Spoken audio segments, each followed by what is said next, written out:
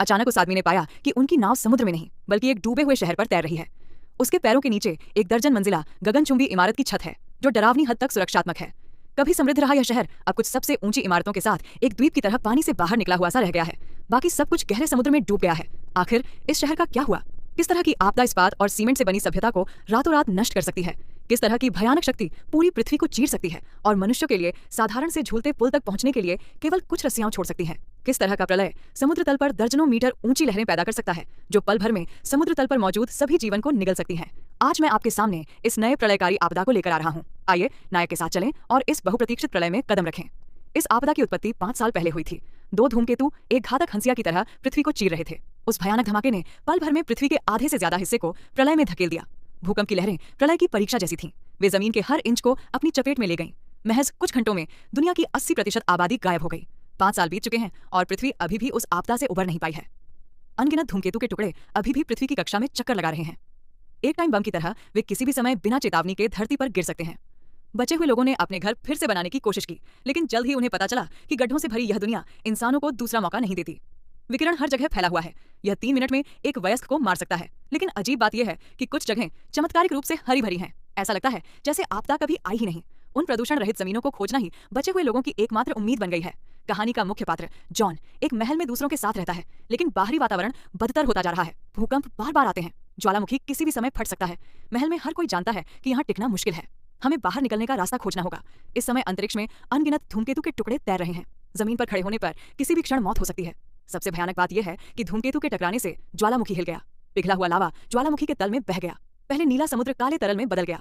समुद्री जीवन लगभग विलुप्त हो गया। एक विशाल क्रूज जहाज धूमकेतु की चपेट में आकर चकनाचूर हो गया। जॉन जान बचाने के लिए मलबे के पास पहुंचा और जरूरी सामान की तलाश करने लगा। अप्रत्याशित रूप से खोज के कुछ ही मिनटों बाद कमांड सेंटर से एक चेतावनी भेजी गई। एक तूफान आ रहा था। उसके पास मलबे को छोड़ने के अलावा कोई चारा नहीं था। जैसे ही वह बाहर निकला, कोहरा घना होने लगा। चारों ओर से बिजली और धूमकेतुओं का तूफान आ गया। इस विकट परिस्थिति का सामना करते हुए जॉन ने तुरंत अपनी जान बचाने के लिए दौड़ लगा दी। उसके पास जीने के लिए केवल कुछ ही सेकंड बचे थे। अगर वह आश्रय स्थल पर वापस नहीं लौट पाता तो उसकी मृत्यु हो जाती। सौभाग्य से अंतिम क्षण में वह एक सुरक्षित स्थान पर भागने में कामयाब रहा, लेकिन आश्रय स्थल उतना मजबूत नहीं था जितना अनुमान लगाया गया था। एक भीषण भूकंप ने सबको दहशत में डाल दिया। हालांकि फिलहाल कोई खतरा नहीं था, लेकिन उन्हें नहीं पता था कि यह आश्रय स्थल कब तक टिक पाएगा। और कुछ शरणार्थी गुफाओं या खदानों में छिपने के अलावा कुछ नहीं कर सकते थे।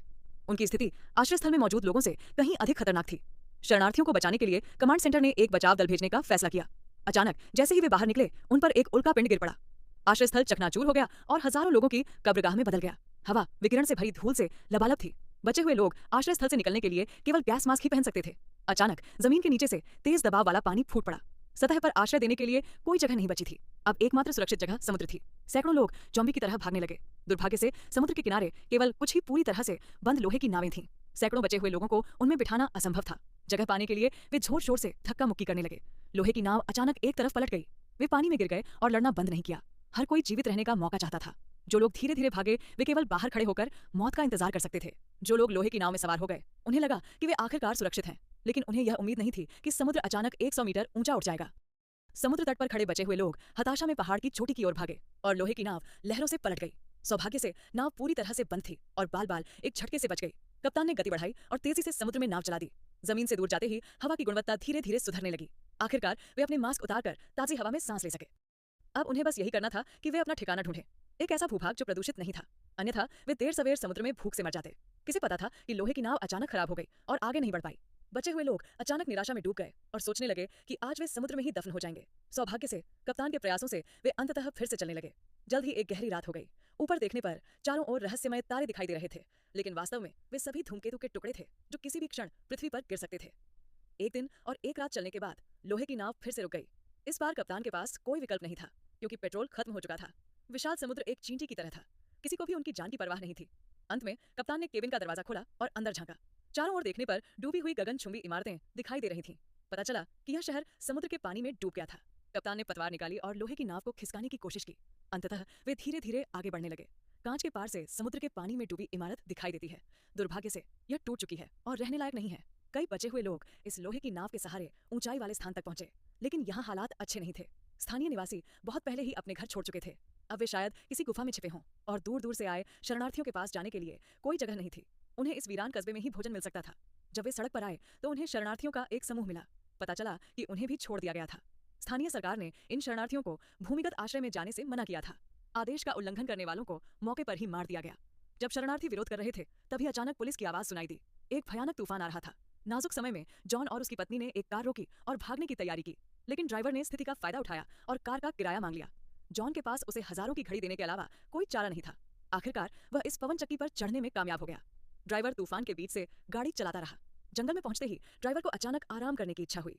दरअसल वह बस आराम करना चाहता था। तभी जॉन ने महसूस किया कि जमीन थोड़ी हिल रही है। उसने ऊपर देखा तो उसे धूमकेतु के कई टुकड़े दिखाई दिए। वह तेजी से उनकी ओर उड़ा। अब भागने का कोई रास्ता नहीं था। एकमात्र उपाय पुलिस को बुलाना था। कुछ ही सेकंड बाद एक जबरदस्त भूकंपीय लहर उठी। पेड़ पर बैठे दोनों लोग लगभग उड़ ही गए। फिर हजारों उल्कापिंडों की बौछार हुई। यह किसी मिसाइल की तरह था। यह जमीन पर जोर से टकराया। ड्राइवर की हालत ठीक नहीं थी। वह गाड़ी भगाकर ले जाने को तैयार था। अगले ही पल एक विशाल उल्कापिंड ने उसे टक्कर मार दी। गाड़ी पल भर में उड़ गई। कुछ मिनट बाद स्थिति शांत हुई। जॉन और उसके दोनों साथी भाग्यशाली रहे कि दुर्घटना से बच गए। जब वे गाड़ी के पास वापस आए तो उन्होंने अपनी घड़ियां वापस ले ली और उन्हें उसमें बहुत सारा सामान मिला। ऐसा लगता है कि ड्राइवर ने कई लोगों को धोखा दिया था। उसने बच्चे का सेट भी नहीं छोड़ा था। फिर कुछ लोग अस्पताल पहुंचे। कुछ बुजुर्ग लोग थे जो भाग नहीं पाए थे, लेकिन यहाँ की हवा बहुत खराब थी। वे यहाँ ज्यादा दिन नहीं रह सकते थे। इसलिए जॉन कुछ दिन रुका और एक नया ठिकाना खोजने की तैयारी करने लगा। अचानक रात में उस पर हमला हो गया। पता चला कि हमलावर हताश लोगों का एक समूह था। भयंकर लड़ाई में उसने एक साथी को खो दिया। बचे हुए 3 लोग अपनी कारों से एक रेगिस्तान की ओर भागे। यह कभी हरा भरा घास का मैदान हुआ करता था, अब यह धूल से ढका हुआ था। जॉन चिंतित था और आगे बढ़ता रहा। रास्ते में उसे 10 से ज्यादा कारें दिखाई दी। आगे एक गहरी घाटी थी। उसके पास अपनी कार छोड़ने के अलावा कोई चारा नहीं था और वह सारा सामान भी साथ नहीं ले जा सकता था। घाटी से गुजरने का एकमात्र रास्ता यह हिलता हुआ लॉक ब्रिज था। बीच में केवल एक छोटी सी रस्सी थी। कुछ लोगों ने दोनों किनारों को पकड़ा और सावधानी से आगे बढ़े। अचानक आधे रास्ते में तेज हवा चली। लॉक ब्रिज पलट गया और लगभग घाटी में गिर ही गया। कुछ महिलाएं डर के मारे कांप उठीं। सौभाग्य से तेज हवा जल्द ही रुक गई। हताश लोग आखिरकार बीच में पहुंच गए, लेकिन आगे का रास्ता और भी खतरनाक था, क्योंकि सीढ़ी से बने पुल पर कोई आश्रय नहीं था। उन्हें सैकड़ों मीटर गहरी घाटी को पार करने के लिए इसके ऊपर लेटना पड़ा। सबसे बुरी बात यह है कि उसके बगल वाली चट्टान ढहने लगी है। बचे हुए लोग अपनी जान बचाने के लिए भागे और दूसरी तरफ चढ़ गए। अचानक उनके पीछे बंधी रस्सी टूट गई। उसके ऊपर लेटे तीनों लोग सीधे घाटी में गिर गए और जिस पुल पर जॉन था वह भी हिलने लगा। उनमें से एक आदमी बुरी तरह कांप रहा था। अस्थिर पुल और भी खतरनाक था। आखिरकार वह फिसल गया और उसकी भी जान चली गई। फिर एक के बाद एक घटनाएं घटी। पूरा पुल घाटी में गिर गया। आखिरी पुल भी जोर से हिलने लगा। बेटे का निचला शरीर पूरी तरह से खाली था। यह बहुत खतरनाक था। जॉन और उसकी पत्नी ने अपने हाथों को कसकर पकड़ा। काफी मशक्कत के बाद उन्होंने आखिरकार अपने बेटे को ऊपर खींच लिया। तीनों ने पुल को कसकर पकड़ा और आगे चढ़ते रहे। आखिरकार वे दूसरी तरफ पहुंच गए। वहां उन्हें अपने सामने एक बड़ा गड्ढा मिला। उसके अंदर मौजूद उल्कापिंड को पहले ही खोद कर निकाल लिया गया था, क्योंकि इन उल्कापिंडों में बहुत सारा सोना होता है। इसलिए जैसे ही वे उतरे उन्हें एक सशस्त्र संगठन द्वारा ले जाया गया। इसी समय उनके सामने एक बंदूकधारी व्यक्ति प्रकट हुआ। जॉन ने तुरंत अपने हाथ ऊपर उठाए और अपने तीनों साथियों के नाम और इरादे बताए। अप्रत्याशित रूप से यह सुनकर उस व्यक्ति ने अपना हथियार नीचे रख दिया। वह भी उन्हें अपने गुप्त अड्डे पर ले गया। वे अब उत्तरी फ्रांस के एक शहर में पहुंच चुके हैं। उस व्यक्ति ने अड्डे पर 3 अजनबियों को अपने साथ ले जाने का प्रस्ताव दिया। मैंने सुना है कि वे एक आदर्श स्थान की तलाश में हैं। उस व्यक्ति ने सिर हिलाकर कहा, वह जगह मौजूद है, उसे ज्वालामुखी कहते हैं, लेकिन वहां पहुंचना बहुत मुश्किल है। सभी बलों के बचे हुए सैनिक लड़ रहे हैं। मुख्य भूमि से वहां बिल्कुल नहीं पहुंचा जा सकता, लेकिन अगर आप सच में जाना चाहते हैं तो मैं आपको एक गुप्त रास्ता बता सकता हूं। उस व्यक्ति ने अपनी जेब से एक तस्वीर निकाली और जॉन को दे दी। यह तस्वीर एक पास है।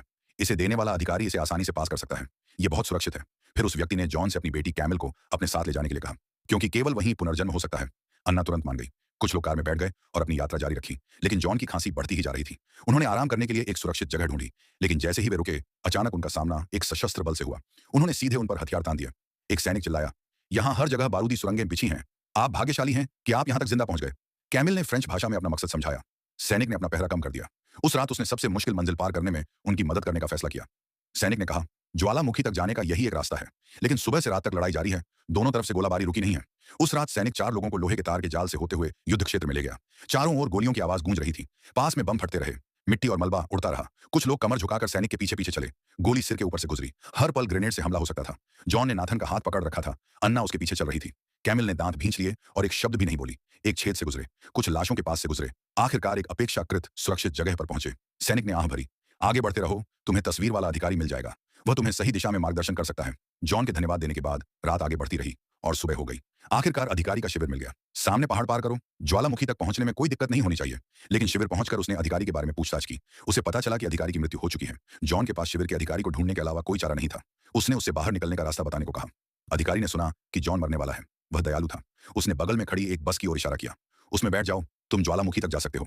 जॉन ने बहुत कुछ सहा है। वह बस यही चाहता है कि उसकी पत्नी और बच्चे उसके शेष जीवन में खुशहाल रहें, लेकिन आगे का रास्ता अभी भी खतरे से भरा है। गाड़ी चलाते समय अचानक एक धमाके की आवाज सुनाई दी। तथाकथित सिपाही गाड़ी से बाहर निकला और लुटेरों से टकरा गया और मौके पर ही उसकी मौत हो गई। दूसरे लुटेरे दौड़े और चिल्लाकर सबको गाड़ी से बाहर निकालने को कहा। जॉन ने अन्ना का हाथ कसकर पकड़ रखा था। डॉक्टर ने कहा, तुम्हें अपने बेटे को ज्वालामुखी तक ले जाना होगा। तभी गाड़ी में धक्का मुक्की शुरू हो गई। हटो, बस से उतरो। दूसरे यात्रियों ने लुटेरों के एक गिरोह को एक साथ खड़े देखा। अफरा तफरी के दौरान कार में 2 गोलियां चली। कुछ देर बाद जॉन ने दरवाजा खोला और बाहर निकल आया। अन्ना ने एक पल के लिए राहत की सांस ली, लेकिन जॉन थोड़ा लड़खड़ाते हुए चल रहा था। उसने अपना हाथ हिलाया। लोगों ने उसे पेट में गोली लगते देखा। खून लगातार बह रहा था। जॉन ने दांत भींचते हुए कहा, मैं अभी भी हिम्मत रख सकता हूं। अन्ना जल्दी से ड्राइवर की सीट पर भागी। गाड़ी स्टार्ट करो और ज्वालामुखी की ओर चल दो। थोड़ी देर बाद गाड़ी स्टार्ट नहीं हो पाई। उन्हें गाड़ी से उतरना पड़ा। कुछ लोग जॉन के साथ पहाड़ की चोटी तक गए। बहुत देर तक चलते रहे। आखिरकार पहाड़ की चोटी पर पहुंच गए। सामने ज्वालामुखी था। वह गहरा हरा था। साफ झील सूरज की रोशनी में चमक रही थी। ऐसा लग रहा था जैसे कोई आपदा आई ही ना हो। चारों के चेहरे पर मुस्कान थी। इस पल जॉन की हिम्मत टूट गई। वह पूरी तरह से गिर पड़ा।